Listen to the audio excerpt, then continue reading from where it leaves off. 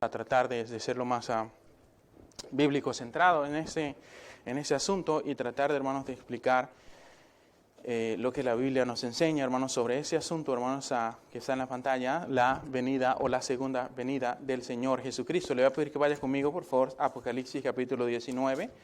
Apocalipsis capítulo 19. Vamos a leer, hermanos, ese párrafo, esta narración que Lucas Juan, el apóstol, nos da, hermanos, nos escribe esa revelación que él recibió y vio con sus ojos. El Señor, Dios de los cielos, le mostró lo que iba a ocurrir en el futuro. Apocalipsis, hermanos, muchas de las cosas que están escritas en el libro de Apocalipsis no han ocurrido aún. Hermanos, si están por ocurrir, eso es lo que la Biblia nos enseña. Y vamos a mirar, hermanos, a este tema sobre la segunda venida del Señor Jesucristo en Apocalipsis capítulo 19, versículo 11. Vamos a tener la lectura a partir de ese versículo hasta el versículo 16. Dice la Escritura: entonces vi el cielo abierto, y aquí un caballo blanco, y el que lo montaba se llamaba Fiel y Verdadero, y con justicia juzga y pelea. Sus ojos eran como llamas de fuego, y había en su cabeza, dice la Escritura, muchas diademas, y tenía un nombre escrito que ninguno conocía, sino él mismo. Estaba vestido de ropa teñida en sangre, y su nombre es el Verbo de Dios. Y los ejércitos celestiales, dice, vestidos de lino finísimo, blanco y limpio, le seguían en caballos blancos. Dice, de su boca sale una espada aguda para herir con ella a las naciones, y él las regirá con vara de hierro, y él pisa el lagar del vino de su furor y de la ira del Dios Todopoderoso, y en su vestidura y en su muslo tiene escrito este nombre: Rey de Reyes y Señor de Señores. Como dije, hermanos, en esta mañana quiero tratar este asunto sobre la segunda venida del Señor Jesucristo. Así que, hermanos, vamos a estar atentos en el mensaje, especialmente por lo que vamos a estar comentando, hermanos, diciendo sobre eso. Hermanos, esta enseñanza bíblica sobre la segunda venida, hermanos, describe el esperado regreso del Señor Jesucristo al final de los tiempos, cuando a Cristo venga a juzgar al mundo e inaugure, por otro lado, la plenitud de su reino en la tierra por 1000 años. Hermanos, no es ciencia ficción, eso está escrito en modo profético, no ha ocurrido. Como decíamos la vez pasada, va a ocurrir exactamente como está escrito. Mucho se dijo acerca de la primera venida del Señor Jesucristo, cerca de, hermanos, de 300 profecías que hablaban, hermanos, a 700, 500, 1000, 2000 años antes de que ocurriese, hermanos, sobre el nacimiento virginal del Señor Jesucristo, sobre la venida de uno que iba a derrotar a la serpiente Satanás, hermanos, y se cumplieron exactamente como estaban escritas. Lo veíamos la vez pasada, hermanos, un poco sobre ese asunto. Y, hermanos, se cumplió exactamente como veíamos la vez pasada, y lo que está por cumplirse, hermanos, debemos tener claro nosotros que va a cumplirse exactamente como está escrito, ¿verdad? Los dispensacionalistas de la actualidad distinguen entre una doble venida futura del Señor Jesucristo. Lo mencionábamos la semana pasada, hermanos, que el Señor Jesucristo viene, eso es una verdad. Ahora, la Escritura enseña que va a haber una parte en la que el Señor Jesucristo va a venir. Esa parte lo vamos a mencionar en breve, lo vimos la vez pasada un poco con más detalle, hoy lo vamos a mencionar.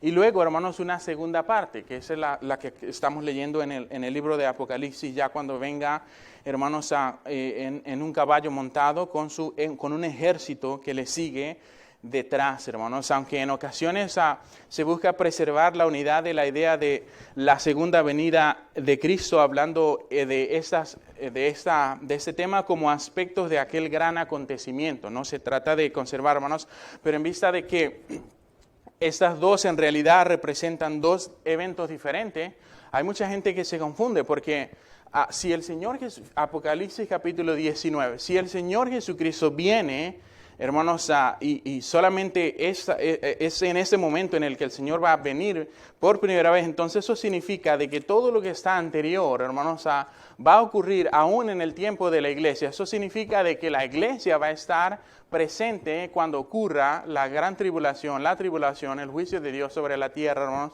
Y eso es algo, hermanos, que muchos allí se debaten sobre ese asunto, de si la iglesia va a pasar o no va a pasar por la gran tribulación. Hermanos, la Biblia enseña que no, y el rapto es una evidencia de que la iglesia no va a atravesar por ese tiempo, hermanos, tormentoso y horrible para la humanidad en esa ocasión. Él dijo, yo vendré otra vez y os tomaré a mí mismo para que donde yo estoy vosotros también estéis. Y algo que es llamativo, hermanos, sobre Apocalipsis capítulo 19 es que en el contexto del pasaje, en los primeros versículos, especialmente del versículo 6 al 8, hermanos, del capítulo 19, se está hablando de las bodas del Cordero, de la esposa en el cielo, de la cena en el cielo, allá de una alabanza, de una fiesta que había en el cielo. Luego en el versículo 9 y 10 habla de la cena, de las bodas del Cordero. Y luego en el versículo 11 comienza entonces a hablar sobre la venida del Señor Jesucristo con un ejército detrás. ¿Ya? Eso es interesante ese asunto. Porque si la iglesia va a pasar por el rapto por la tribulación, entonces, ¿qué es esto que está diciendo Juan en esos textos? ¿Quién es esa gente? O sea, si sabemos que la esposa del Señor Jesucristo, hermanos, simbólicamente es la iglesia.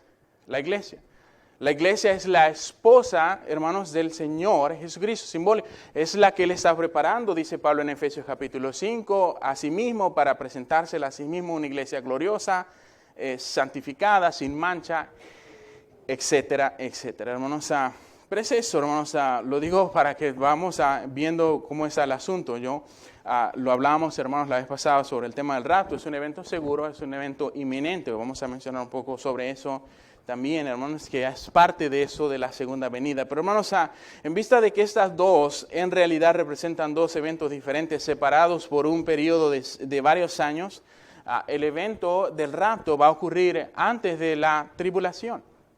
No significa que la tribulación comience exactamente en el día del rapto, porque viene el anticristo, va a hacer un pacto con Israel, luego va a quebrantar el pacto y entonces comienza la persecución, algo que la Biblia incluso parte en dos tiempos, 3 años y medio y 3 años y medio. En realidad son 7 años. Pero lo que sucede es que la iglesia se va, entonces comienza el espíritu que detiene la venida del impío, del hombre impío.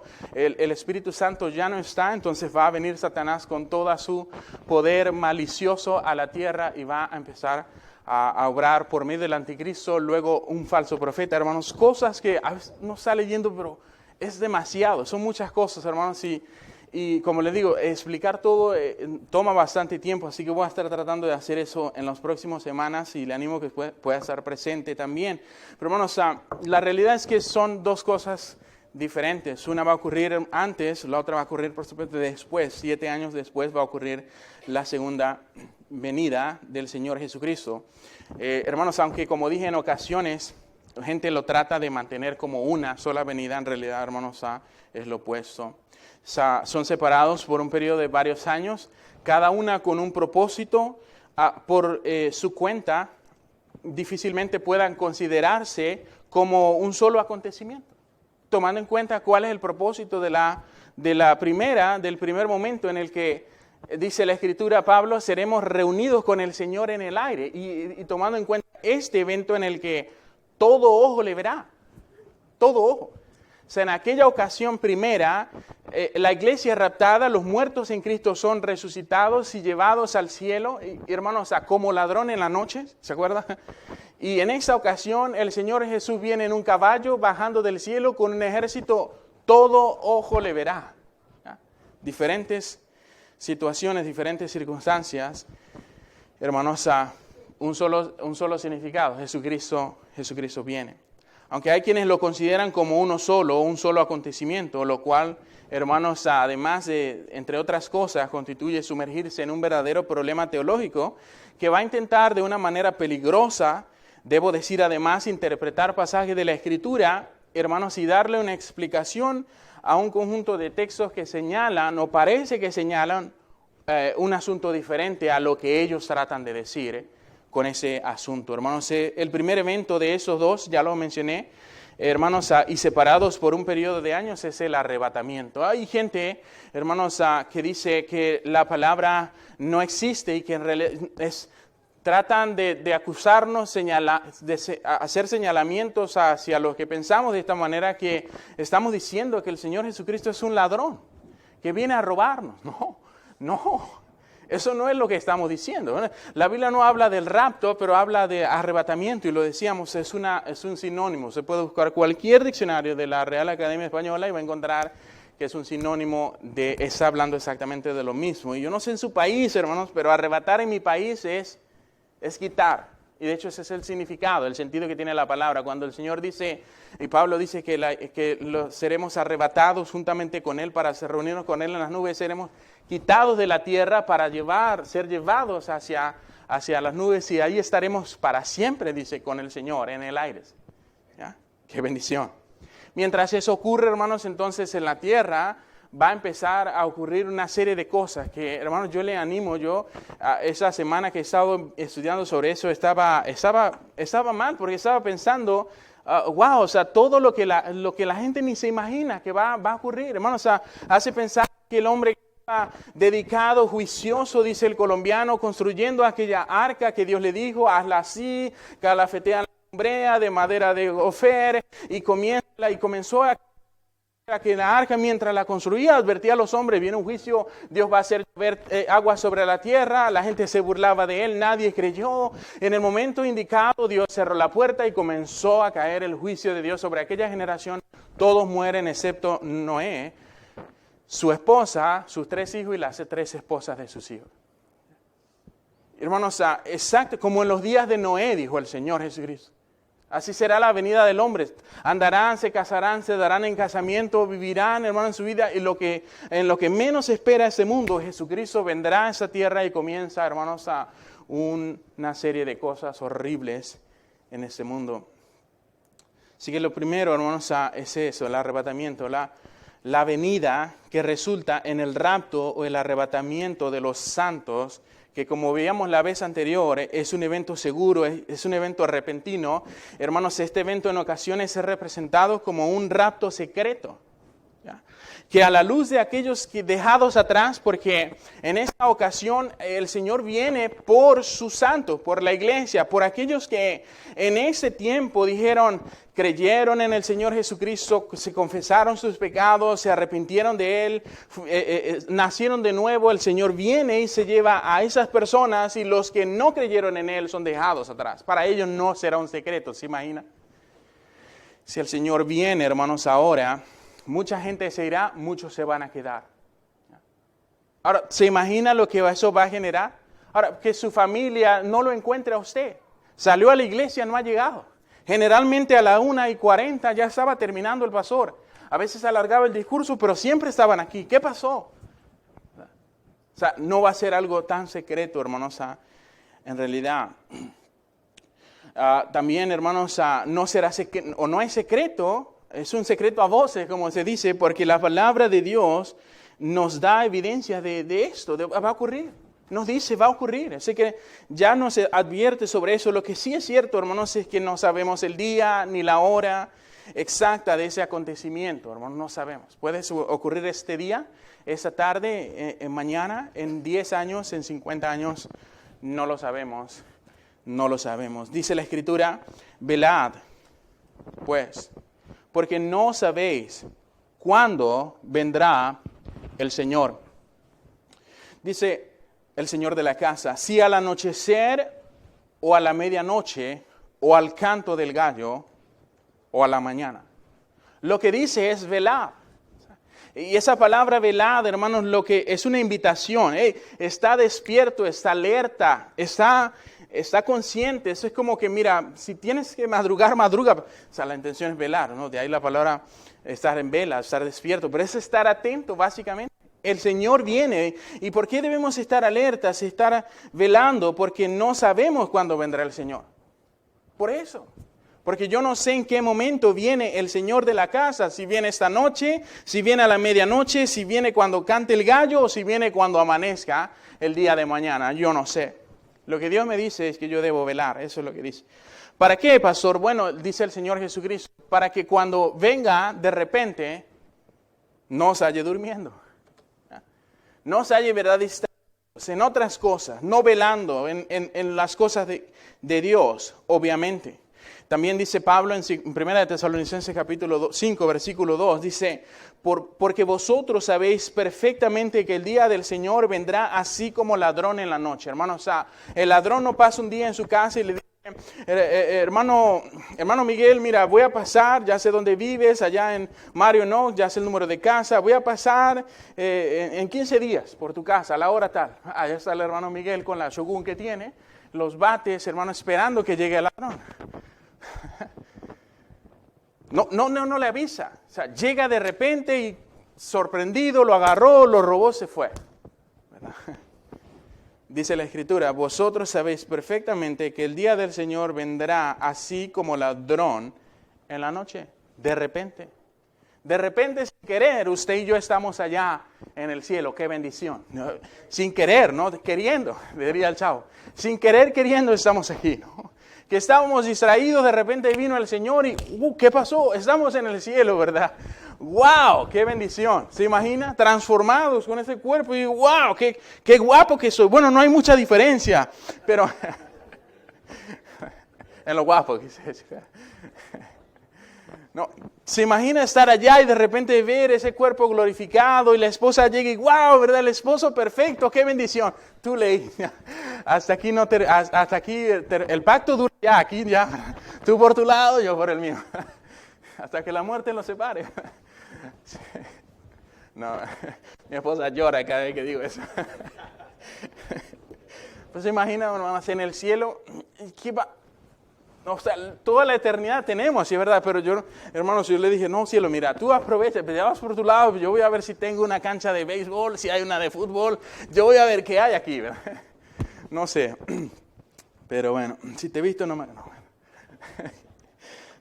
está una comida en la casa, eso tengo que seguir rápido. Hermanos, esta venida es inminente, eso es lo que la Escritura enseña, y puede ocurrir en cualquier momento, debido a que no hay ningún evento predicho que deba preceder su realización. Hermanos, cuando el Señor dice, y estas cosas sucederán antes de su venida, no está hablando del rapto.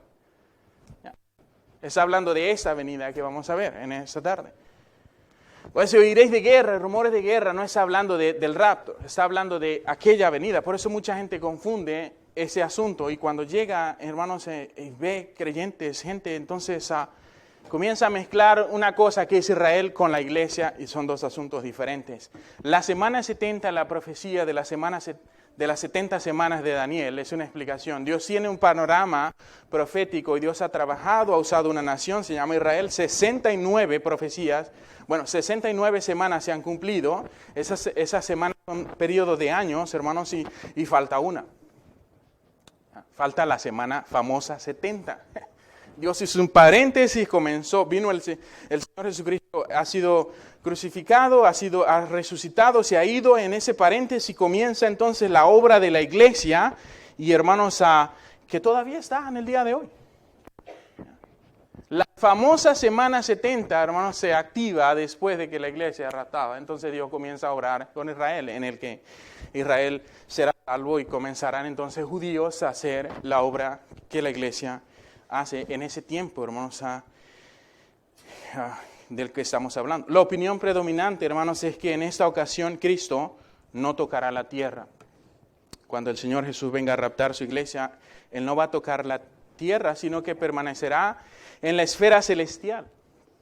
Aquellos que murieron en el Señor antes de esa manifestación, morirán, hermanos, y moriremos si el Señor no viene de aquí en 50 años, moriremos. Todos, esa generación, quizás nuestros hijos estarán vivos, no lo sabemos, pero moriremos si el Señor viene en 50 años, hermanos, la promesa que tenemos de la Escritura, cuando Él venga a raptar, nosotros seremos resucitados de entre los muertos, así como Él resucitó de entre los muertos, para ser reunidos con Él en el aire, dice la Escritura. Y dice, aquellos que murieron en el Señor son resucitados de entre los muertos, los santos vivientes. Si en 50 años nosotros morimos, hermanos, la bendición, hermanos, es que va a haber creyentes, va a haber gente. Quizás nuestros hijos, ¿verdad?, van a ser los creyentes de aquella generación, que van a estar hablando en aquella generación. Y si el Señor viene en esos 50 años, ellos van a estar aquí presentes. Y dice la Escritura, serán arrebatados juntamente con ellos. ¿Ya? Eso es lo que veíamos la semana anterior. Y dice Pablo, serán transfigurados, transformados. Ese cuerpo corruptible se vestirá de incorrupción. Y juntos seremos arrebatados para encontrarnos con el Señor en el aire. Y de ahí, hermanos, a que esa venida también se llame como la venida por sus santos. Es exclusiva. El Señor viene por los suyos, para tomar a los suyos y llevarlo donde Él está. Como Él dijo, para que donde yo estoy, vosotros también estéis. Es eso. Primera de Tesalonicenses capítulo 4 versículo 15 dice, por lo cual os decimos esto en palabra del Señor, que nosotros que vivimos, que habremos quedado hasta la venida del Señor, no precederemos a los que durmieron, porque el Señor mismo, con voz de mando, con voz de arcángel y con trompeta de Dios, descenderá del cielo, y los muertos en Cristo resucitarán primero. ¡Qué bendición! ¿Ya? ¿Por qué primero? Porque hay una segunda resurrección. Y esa segunda resurrección es la resurrección del hombre sin Cristo. Y será resucitado para enfrentar el juicio ante el gran trono blanco del Dios, que va a abrir los libros y va a pedir el libro de la vida para demostrarle, mira, nunca creíste en Jesucristo como tu Salvador personal. Y será echado al lago de fuego. Apocalipsis capítulo 20, versículo 15. Así que, hermanos, esta venida es seguida por un intervalo de 7 años. Conocida como la última semana o la semana 70 de las profecías de Daniel, hermanos, en lo que algunos llaman el calendario profético de Dios.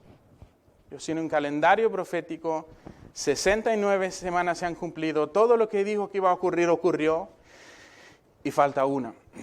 Y falta una que, hermanos, se cumplirá en ese tiempo. Durante esa semana, hermanos, que son periodos de 7 años, el hombre de pecado, mejor conocido como el anticristo, es revelado en este mundo. La gran tribulación ocurre, Israel es convertido, el mundo es evangelizado. Recuerdo unas palabras del Señor Jesucristo que dijo, y será predicado ese evangelio en todo el mundo y después vendrá el fin. ¿Ya? Lo que, hermanos, es una realidad aquí, hermanos, es que lastimosamente la iglesia, hermanos, no va a poder evangelizar al mundo entero. Dios va a tener que enviar a Moisés y Elías a la tierra. Dios va a usar 144,000 sellados judíos, dice la Escritura, cada uno de las tribus de Israel.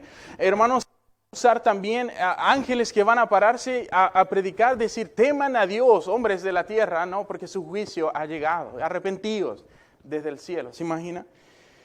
Toda la tierra escuchará el evangelio, es decir, hermanos, no habrá un solo rincón, tribu, lengua, nación que no haya escuchado el evangelio de Cristo para ese tiempo. Luego entonces vendrá el fin, dijo el Señor. Luego de estos eventos hay otra venida del Señor. Esa venida tiene una particularidad distinta a la anterior, hermanos. Y en esta lo que quiero decir, como dije ya, lo vuelvo a repetir, todo ojo le verá y un ejército le acompañará. Eso es lo que vamos a ver en el texto, hermanos. Capítulo 1, versículo 7. Apocalipsis, capítulo 1, versículo 7.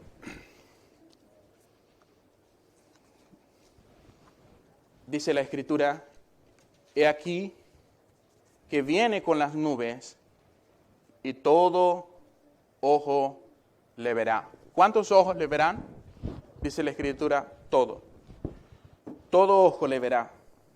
De animales, de seres humanos, todo ojo verá al Señor. Y los que le traspasaron y todos los linajes de la tierra, dice, harán lamentación por él. Sí, amén. Wow. Y luego, hermanos, en Apocalipsis capítulo 19, versículo 14, Dice, y los ejércitos celestiales ya nos ha identificado, dice versículo 11, y vi el cielo abierto y aquí, dice, un caballo blanco, dice, y el que lo montaba se llamaba Fiel y Verdadero. Fiel y verdadero. Y con justicia juzga y pelea. Sus ojos, dice, son o eran como llamas de fuego. Y había en su cabeza muchas diademas y tenía un nombre escrito que ninguno conocía sino él mismo. Estaba vestido con una ropa teñida en sangre y su nombre es el Verbo de Dios. ¿Se acuerda algo de Juan? Capítulo 1, versículo 1, el Verbo es Dios. Primera de Juan, capítulo 1, versículo 1 y 2, identifica al Verbo como Dios. Y aquí Juan otra vez hablándonos de ese personaje que viene descendiendo del cielo y lo identifica como el Verbo de Dios, Jesucristo, el Señor, Jesucristo. Dice en el versículo 16, versículo 14, y los ejércitos celestiales vestidos de lino finísimo, blanco y limpio, le seguían en caballos blancos. De su boca sale una espada aguda para herir con ella las naciones, y él regirá con vara de hierro, y él pisa el lagar del vino de su furor y de la ira del Dios Todopoderoso, y en su vestidura y en su muslo tiene escrito este nombre: Rey de Reyes y Señor de Señores, Jesucristo. Tremendo. Hermanos, lo que quiero llamar su atención, una vez leído el texto nuevamente en el versículo 14, la Escritura dice, y los ejércitos celestiales vestidos de lino finísimo, blanco y limpio, le seguían en caballos. El personaje principal del texto, hermanos, es claramente identificado como el fiel y verdadero, el que con justicia juzga, con justicia pelea, cuyos ojos son como llamas o serán como llamas de fuego para ese tiempo. Hermanos, algo bien interesante, hermanos, sobre eso. Y cuando el Señor Jesucristo venga en esa ocasión, no viene, hermanos, a jugar carritos, como dicen allá en Venezuela. Viene y los ojos como llama de fuego representan el enojo de Dios o su ira contra el pecado, contra los hombres de aquella generación. Así que viene el Señor Jesucristo a juzgar, a pelear. Sus ojos son como llamas de fuego, en cuya cabeza tiene muchas diademas o coronas, muchas coronas. Su nombre, dice Juan, es el Verbo de Dios, el Señor de los señores, el Rey de los reyes, hermanos, Jesucristo. Y el asunto de interesante aquí, hermanos, que quiero llamar, como dije, su atención es acerca del ejército que le acompaña. Hermanos, ese ejército que le acompaña es en el que algunos se debaten en el día de hoy. ¿Quiénes son? Si la iglesia no es raptada, entonces descartamos que sea la iglesia. ¿Sí? Descartamos que sea la iglesia y entonces decimos son los ángeles. Porque, me explico, es la conclusión lógica. El ejército del Señor en los cielos son los ángeles. Decir eso, hermanos, es como dije al principio, es meterse en un problema porque hay que explicar lo que vimos en los versículos 6, 7, 8, 9. Que son eventos que ocurren antes de esa venida. Hay unas bodas en el cielo. ¿Quién se casa con quién? ¿Quién es la esposa? Hermanos, es tremendo. Hay quienes dicen que son ángeles, otros dicen que son creyentes. Yo hago un win-win, hermanos, si no pasa nada. Por si acaso. Yo digo que son los ángeles y yo digo que son la iglesia. Porque los dos, hermanos, son identificados de esa manera. De hecho, la Escritura dice que Él mandará a sus ángeles y separará a unos de los otros, etc. Pero decir que no es la iglesia, hermanos, ese es, como dije, peligroso. Es más, creo que la revelación misma nos identifica quiénes vendrán en ese ejército. Lo vimos en el versículo 6. Dice, oí como la voz de una gran multitud, como el estruendo de muchas aguas y como la voz de los grandes truenos que decía, aleluya, porque el Señor nuestro Dios Todopoderoso reina. Gocémonos y alegrémonos y démosle gloria porque han llegado las bodas del Cordero y su esposa se ha preparado y a ella se le ha concedido que se vista de lino fino, limpio, resplandeciente, porque lino fino es las acciones justas de los santos. Hermanos, la esposa del Cordero es la iglesia, los creyentes. Así que en el texto dice, se le concedió que se vista de lino fino y limpio, resplandeciente. ¿A quién? A la iglesia, exacto. Ahora, ese ejército que viene exactamente con esas mismas características. El ejército que viene detrás del Señor, digo detrás, obvio, quiero imaginar al Señor comandando ese gran ejército. Allí, hermanos, y dice, los ejércitos celestiales vestidos de lino finísimo, blanco y limpio, le seguían en caballos. Entonces, si la esposa es vestida de lino fino, limpio, resplandeciente, y luego me dice que viene un ejército con esas características, entonces estamos hablando de la misma esposa, ¿ya? De un ejército conformado por usted y por mí. Pastor, ¿regresaremos a la tierra? Bueno, eso es lo que dice el texto. ¿Ya? Regresaremos a la tierra, el Señor va a reinar, va a juzgar, eso es lo que va a ocurrir cuando venga. Y quiero tratar de explicar, hermanos, si me da tiempo y paciencia aquí. Así que, hermanos, lo que es evidente es que será un gran ejército que descenderá del cielo con el Señor, eso está claro. A esto Pablo le llama la venida del Señor con sus santos. Quiero que mire ese texto. Primera de Tesalonicenses capítulo 3, versículo 13, para que sean afirmados vuestros corazones irreprensibles en santidad delante de Dios nuestro Padre, en la venida de nuestro Señor Jesucristo con todos sus santos.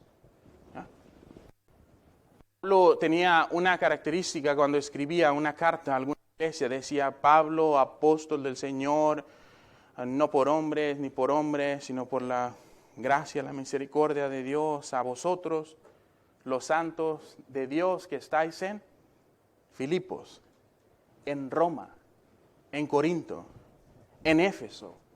O sea, Pablo llamaba a las iglesias santos, santos. Así que aquí, hermanos, cuando dice Pablo en la venida de nuestro Señor Jesucristo con todos sus santos, se está hablando de una venida de esa que estamos mencionando. Hermanos, esta segunda venida no puede denominarse como inminente como la anterior. Porque, hermanos, cuando digo inminente, estoy diciendo que es algo que está a punto de ocurrir, puede ocurrir ahora, puede ocurrir mañana. Eso es inminente y eso es el rapto, puede ocurrir así. Esta venida, hermanos, no es así. Porque, hermanos, debe ser precedida por diversos eventos predichos. Ahí sí, oiréis de guerra, rumores de guerra, habrá pestes, hambres, pestilencia. Pastor, pero eso es lo que se ve. Claro, es que no va a ser, hermanos, mire, el anticristo no va a venir y va a inventar su plan ese día y la gente lo va a recibir así como, de una manera abrupta. No, él inyecta la vacuna, lo va vacunando, para que cuando llegue usted ni cuenta se da de lo que está ocurriendo. Así que todo es un colchón preparando el terreno para cuando llegue ese día. Entonces, en aquella generación, la gente va a estar aclamando y deseando y esperando esa nueva idea, ese nuevo proyecto, ese nuevo sistema de gobierno, un solo rey para toda la tierra. Eso ya está en planes, hermanos. La ONU hace charla de eso, de un nuevo sistema, porque no va a ser algo nuevo. Va a ser algo nuevo, pero no va a ser algo inyectado de una manera abrupta en aquella ocasión. ¿Sí? Así que esa venida, hermanos del Señor, se conoce también como la revelación o el día del Señor. Día que dice Joel, grande y terrible es el día de Jehová. Grande y horrible será ese día cuando el Señor Jesucristo venga con ese ejército. Yo no sé si usted leyó, hermanos, pero dice que su ropa está manchada con sangre, pisará el lagar, hermanos, en el lagar con la ira de Jehová, Dios Todopoderoso, hermanos. Sus pies, hermanos, dice la Escritura, la descripción que da como, bueno, en otros pasajes, como bronce bruñido. Allí, hermanos, el Señor Jesucristo nos viene a jugar en esa ocasión. Por eso dice Joel, oh día grande y terrible es el día de Jehová. El día del Señor en el que el Señor desciende a la tierra visiblemente. En ese regreso Cristo vendrá a juzgar a las naciones vivientes en la época. Él vendrá a juzgar a la bestia que se va a levantar en aquella ocasión. Él vendrá a juzgar al falso profeta que va a imitar al Señor Jesucristo. Va a imitar su resurrección, va a imitar milagros, luego va a decir que Él es Dios y va a pedir que le adoren. Un momento en el cual los judíos se rasgarán las vestiduras y entenderán que los han engañado. oh sorpresa, vendrá el Señor a juzgar a esos dos personajes. Y dice la Biblia en el pasaje, capítulo 19, que Él los va a echar vivos al lago de fuego directamente. Así que los va a juzgar a esos personajes, a los reyes de la tierra y sus grandes ejércitos, y ordenará un ángel que descienda del cielo para atar por 1000 años a Satanás y lo arroje al abismo. En ese periodo de 1000 años ocurre su reino. Satanás es suelto, engaña a la gente otra vez, se hace una guerra, Dios lo destruye y viene el juicio final. Tremendo, hermanos, una película. Es interesante, y lo que me llamó la atención, hermanos, de eso es la obstinación de aquella generación va a ser tan tremenda que el Señor Jesucristo viene con su ejército y las naciones, hermanos, junto con los reyes de aquella época van a congregar un ejército enorme y van a estar esperando al Señor Jesucristo para hacerle guerra. ¡Qué ridículo! El ejército del Señor no se mencionan armas, no traeremos armas, hermanos. La única arma que se menciona es la espada que sale de la boca de Dios. Ahora, no es literal, no se imagine al Señor con una espada que sale de ahí. El Señor va a hacer algo así como Thanos. Siempre me gusta esa ilustración. Thanos, ¿se acuerda de Thanos? ¿Ya? Bueno, no vio Marvel, ¿verdad? Los Avengers, hermano. El hombre cuando agarró las gemas, hermano, no había Spider-Man que lo pudiera agarrar. No había increíble que lo pudiera, no había nadie, hermanos, hacía así. Y no me dejes ir, señor Starr. Una escena ahí donde Spider-Man desaparece, hermanos. Y así los va acabando a todos. Por el poder que ese hombre tenía con esa. Hermanos, Dios no necesita ejército, armas. Solo necesita decir desaparece para siempre. Y desapareces. Así de poderoso es. Se imagina el Señor que dijo, sea la luz, y se hizo la luz. Decirle, desaparécete de mi vista. En efecto, eso es lo que va a ocurrir. Te desaparece, eso es lo que va a ocurrir. Por eso dice en el texto, dice, de su boca sale una espada, versículo 15, aguda para herir con ella las naciones. Y en efecto, hermanos, eso es lo que va a ocurrir en el contexto.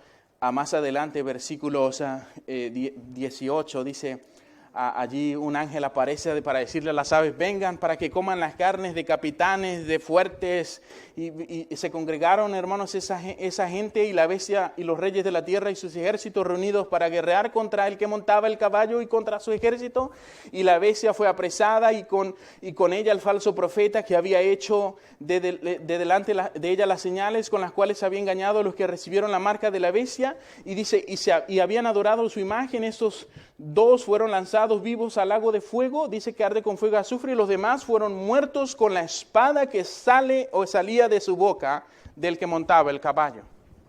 Ahora no se imagine al Señor otra vez viniendo y atravesando a la gente, ¿verdad? Con la espada que sale. Sí, imagínese al Señor solamente diciendo la palabra y ese ejército enorme que va a estar congregado va a desaparecer. Como dice el texto, Juan nos dice que un ángel hace que todas las aves carroñeras se reúnan para que se alimenten de los cuerpos de esta gente. Tremendo. Tremendo. ¿Qué nivel de obstinación será, hermanos, el nivel de aquella generación que preferirá hacerle guerra al Señor antes de arrepentirse de sus pecados? Tremendo. Tremendo. A partir de ese momento, entonces, hermanos, comenzará el reino milenial de Cristo en la tierra. ¿Cristo va a reinar en la tierra, pastor? Eso es lo que dice la Biblia. Sí, Él va a reinar por 1000 años en la tierra. Así que, hermanos, tenemos dos distintas venidas del Señor Jesucristo, separadas por un periodo de 7 años, de las cuales una es eminente, estamos esperándola, puede ocurrir ahora. La otra, hermanos, es precedida por esta y por una serie de eventos que van a ocurrir. Es decir, esta está a punto de ocurrir, lo que es igual que ocurrirá en cualquier momento, la otra no. O quiero decir que en otras palabras, ocurrirá pasados los 7 años de la gran tribulación, como dice el texto. Una es seguida por la glorificación de los santos. Seremos transformados para estar con Él, con el Señor, qué bendición. y la otra es seguida, entre otras cosas, por el juicio a las naciones y el establecimiento del reino de Cristo en la tierra. No es ciencia ficción, es la palabra de Dios. Así que, hermanos, dicho esto, vamos a la conclusión y algo práctico, porque esto está bueno, pastor. Pero ahora vamos a ver cómo nos salimos aquí edificados con eso, hermanos, que acabamos de ver. Así que, mi querido amigo que nos visita, y hermano querido, el Señor de los ejércitos, lo que es evidente en la Escritura, es que el Rey de Reyes y el Señor de Señores viene pronto para llevarnos con Él en la gloria, hermanos, y para nosotros los presentes, esto es inminente. Estamos expectando su venida. Como dice Pablo a Timoteo, aguardando la esperanza bienaventurada, qué bendición, la manifestación gloriosa de nuestro gran Dios y Salvador, Jesucristo. ¿Sabía que en el cielo una de las coronas que el Señor va a dar es una corona que será entregada a aquellos que aman la venida del Señor? Si usted es un creyente que ama, desea, anhela y aguarda y espera que el Señor venga y vive, hermanos, de esa manera, esa corona el Señor se la va a dar un día. Para que después usted venga un día y le diga, Señor, tú eres el digno, yo no. Porque tú eres digno, nosotros no. Así que, hermanos, Él viene. Para nosotros que estamos aquí, es algo inminente, ocurrirá en cualquier momento. Si el Señor viene esta tarde, hermano querido, la pregunta es, ¿cómo le encontrará a usted el Señor? Si Él viene ahora, que viene, es inminente, puede ocurrir. ¿Cómo le encontrará al Señor? ¿Ocupado en los negocios de su Padre o le hallará ocupado, amarrado como Marta, afanado en las cosas de este mundo? ¿Cómo le va a encontrar el Señor cuando su inminente venida ocurra, se haga presente? Pero pastor, ¿de qué está hablando? Tenemos que trabajar, tenemos que proveer para la familia, usted sabe. Tenemos que mantener la casa limpia, pastor, hay que cuidar a los niños, y eso toma trabajo, usted sabe, sí, toma trabajo, mucho trabajo. Y si eso es lo que usted está pensando, hermanos, déjeme decirle, yo no voy por ahí, porque además, sobre eso, yo creo que el Señor Jesús fue muy enfático cuando le dijo a Marta, Marta, afanada y turbada estás con muchas cosas. María ha escogido la buena parte. La mejor. Es necesario, él le da una enseñanza. Estás ocupado entre otras cosas y estás descuidando lo que es más necesario. Estar a los pies de Jesús. Que era lo que María estaba haciendo. ¿Se acuerda María lavando los pies al Señor? Escuchando su palabra. Y la otra por allá ocupada haciendo cosas. Ocupada, pastor. Esto es necesario, hermanos, hacer. Debo decir, sin dejar de hacer de aquello, pero eso es necesario, hermanos, así. Así que, ¿cómo le encontrará el Señor? ¿Le encontrará ocupado en sus negocios o le hallará ocupado, amarrado, afanada a las cosas de este mundo? ¿Ya? Como dije, si usted es de lo que está pensando que debe trabajar, porque dicen algunos, ¿verdad? Yo debo proveer, pastor, para la familia, hasta bíblicos nos volvemos.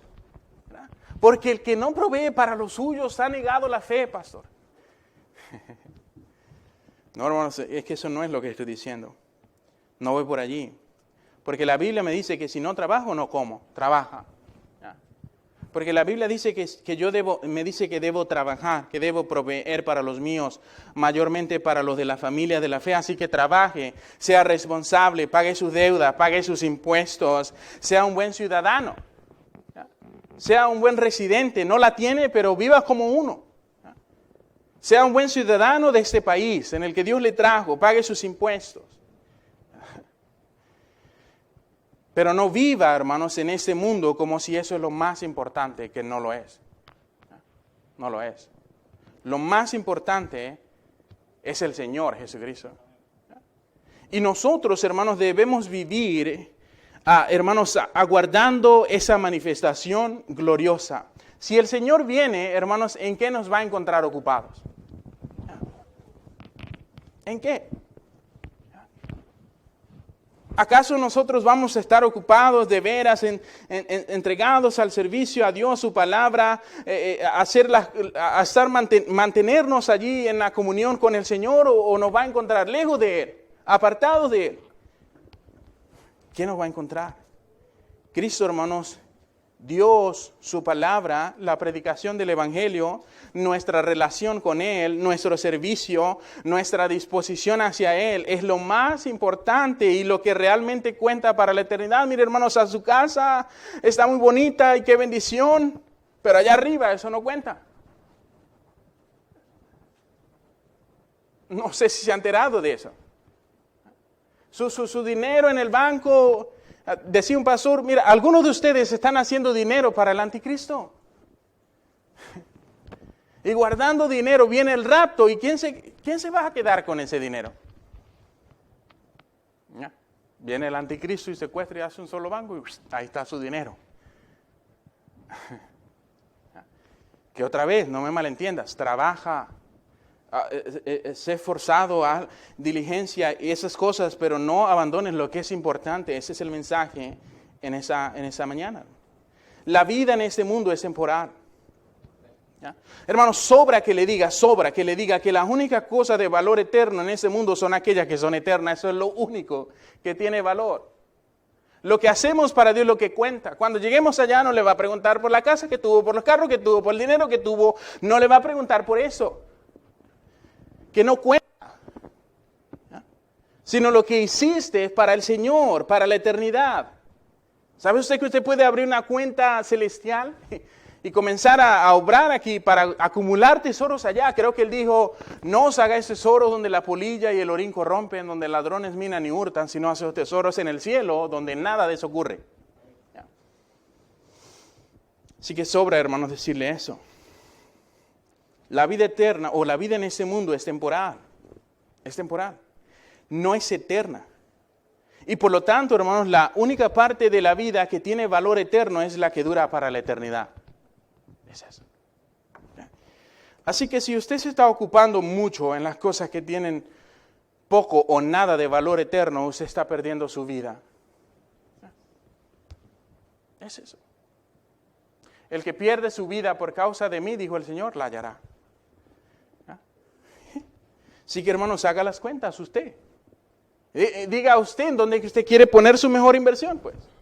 En dónde es que usted quiere invertir, hermanos, para que esa inversión le genere a usted unos dividendos que le van a acumular para la eternidad. No haga una inversión aquí temporal que después vas a estar. ¿Sabías que la Escritura sí dice que vamos a llorar allá en el cielo?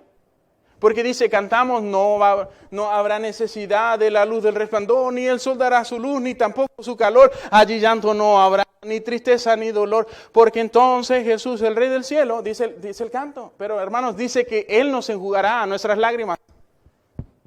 Cuando el Señor venga, hermanos, va a haber gente que va a estar contenta, va a estar gozosa, qué bendición. Y otra gente que va a estar apartándose del Señor como Pedro, porque es pecador.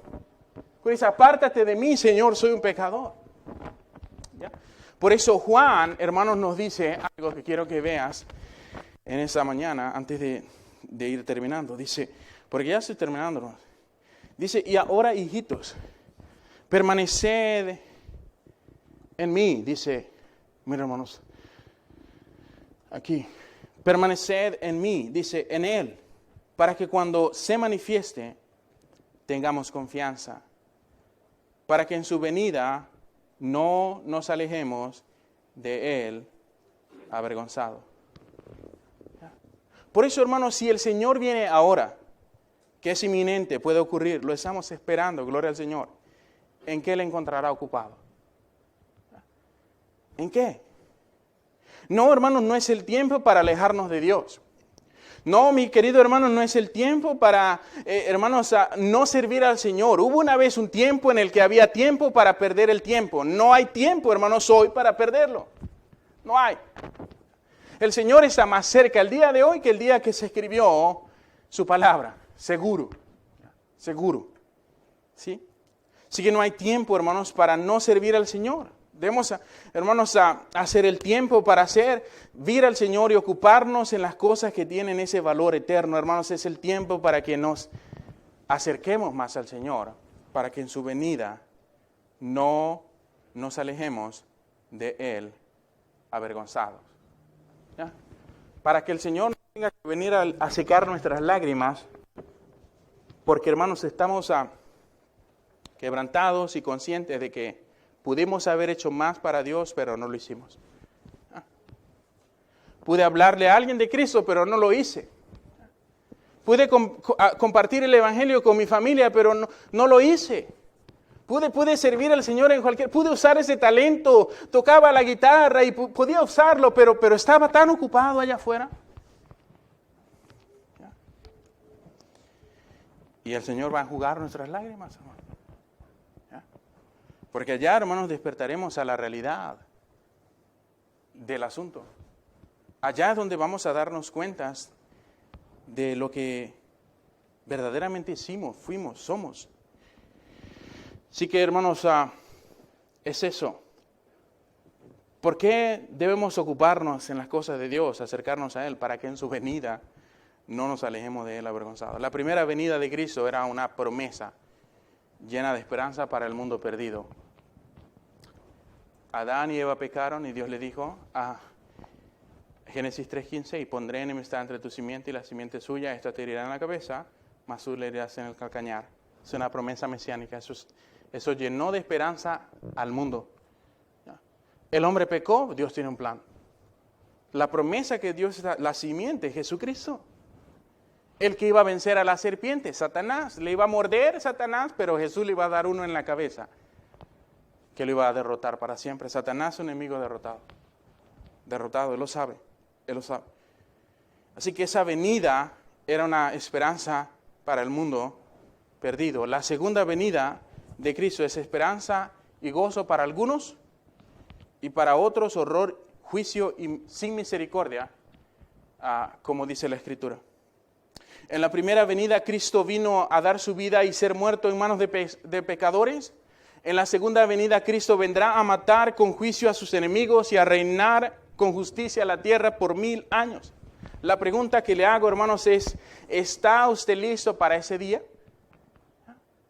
Usted, amigo, ¿está usted listo para que cuando el día y la hora que el Señor Jesucristo venga, usted está listo para cuando eso ocurra? Es la pregunta.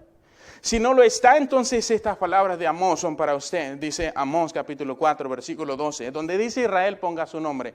Dice: por tanto, de esa manera te haré a ti, oh Israel, y porque te has de hacer esto, prepárate para venir al encuentro de tu Dios, oh Israel. ¿Está usted listo para ir al encuentro con Dios?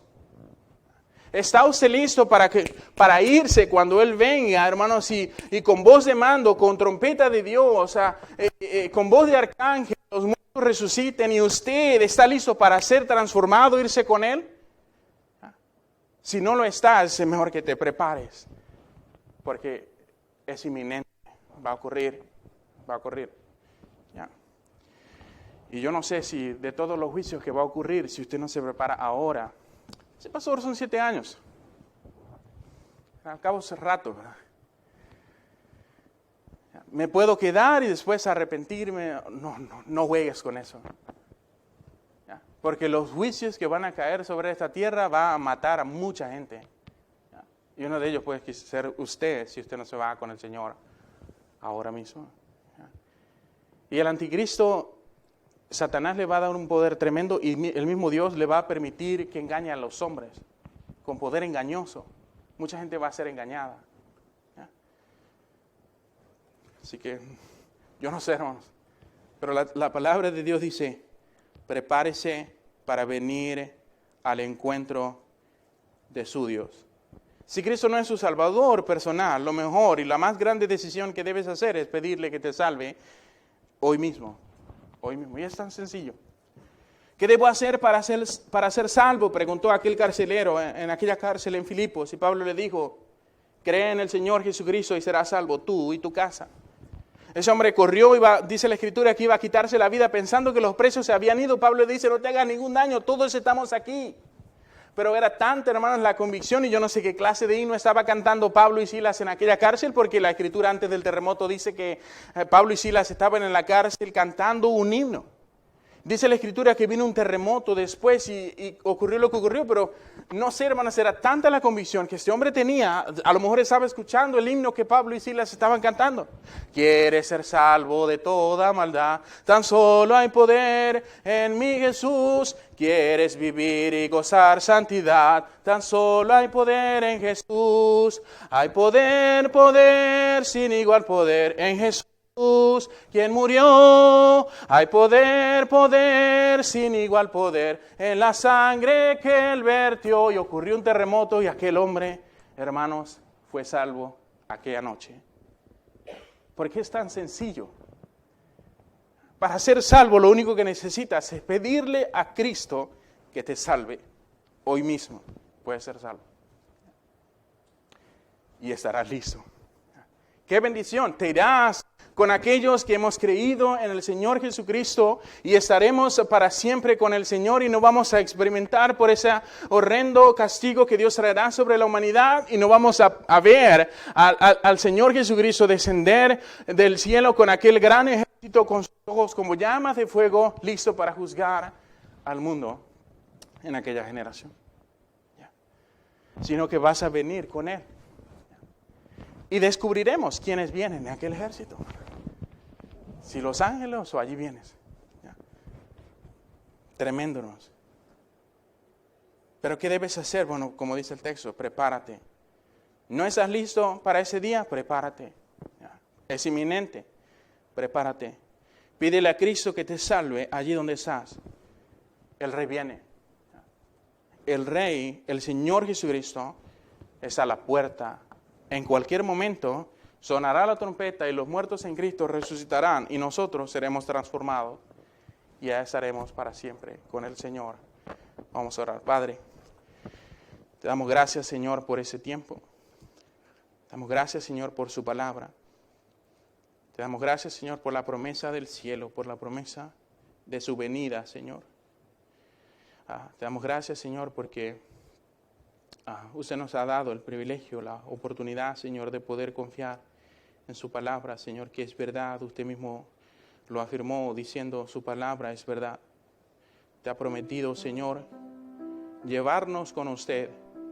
Usted ha prometido regresar para tomarnos a nosotros, para que donde usted esté, nosotros también estemos. Oh, Señor, ayuda a cada hermano que está aquí, Señor. Que podamos, Señor, mantener nuestro enfoque, Señor, nuestra cosmovisión en este mundo, en el punto, en la manera correcta, Señor. Sí, necesitamos proveer, hay cosas, Señor, en las cuales debemos ocuparnos en ese mundo que son necesarias, Señor. Pero Dios no nos permita que olvidemos que usted es quien provee para nuestras necesidades. Usted no quiere que seamos holgazanes, flojos. Usted pide que trabajemos, que seamos esforzados, que tengamos responsabilidades, Señor, pero ayúdanos que nada de esas cosas sea o ocupe el lugar que solamente usted debe tener en nuestras vidas. Oh, Señor, que su palabra sea lo más importante para nosotros, que su iglesia sea lo más importante para nosotros, que nuestra relación con usted sea importante en el precioso nombre de Jesús. Ayúdanos, Señor. Ayúdanos, Señor, a permanecer en ti para que en su venida no nos alejemos de usted avergonzados. Te ruego, Señor, por esa iglesia y por cada hermano aquí, Señor. Que podamos ocuparnos, Señor, en la predicación de su palabra. Que podamos ocuparnos, Señor, en la predicación de su precioso evangelio. Usted todavía en el día de hoy quiere salvar a los hombres. Señor, la razón por la que usted no ha venido es porque usted es paciente para con los hombres, no queriendo que ninguno perezca, sino que todos procedan al arrepentimiento. Ayúdanos, Señor, a ocuparnos en estas cosas. En el precioso nombre de Jesús. Yo te ruego, Señor, por aquellos que están aquí, Señor, y que quizás no son salvos, que no están seguros, Señor, de su salvación, para que usted les salve. Señor, para que su Espíritu Santo les convenza de sus pecados y que en esta tarde puedan pedirle a Cristo que les salve, Señor. En el nombre de Jesús. Así con sus ojos cerrados, nadie mirando. Voy a hacer una invitación breve. No lo obligamos, le invitamos y queríamos invitarle. Si usted no está seguro, no está segura de su salvación, usted quiere saber cómo puede ser salvo, dice, pastor, yo quiero que alguien me explique qué es eso. Yo quiero que alguien me explique cómo puedo ser salvo. Si es usted, pudieras levantar tu mano. Quisiéramos explicarte en esta tarde. Allí donde estás, puedes pedirle a Cristo que te salve.